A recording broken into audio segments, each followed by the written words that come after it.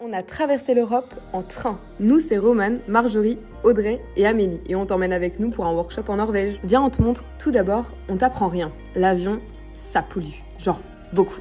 Et comme le workshop ne dure qu'une seule semaine, on a préféré faire attention à la planète. Du coup, on a travaillé hyper dur cet été pour programmer un voyage 4 fois moins énergivore qu'un avion, grâce à l'aide de comparateurs, aux réductions d'été étudiantes et à l'aide financière d'Erasmus. Notre voyage nous coûtera 193 € pour l'aller et le retour Nantes-Oslo en train.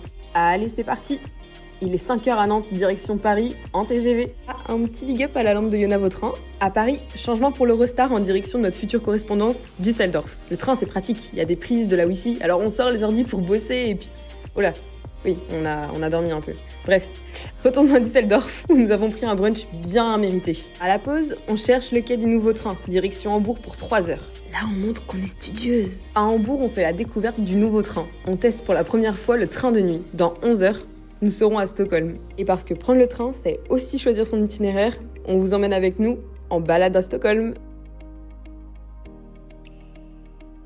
Allez, on va dormir, avant de reprendre le train le lendemain matin. Et dans ce wagon, carrément, il y avait des vrais bureaux. C'est le train qui est passé le plus vite. C'était magnifique. Nous y voilà. On récupère les clés de l'hôtel, qui est basé à Lillestrøm, à 10 minutes de l'école. On y allait en bus tous les matins. Là voilà, Oslomet. Le but de la semaine, c'est de travailler sur le design systémique, en groupe avec les élèves d'une école norvégienne et allemande, sur des sujets comme la présence de plastique dans les serviettes hygiéniques ou la pêche intensive en Norvège.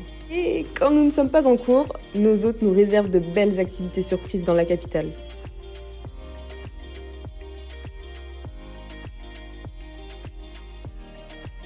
41 heures de train, 6 pays, 100% d'expérience. Et toi, tu programmes pour quand ton voyage en train ?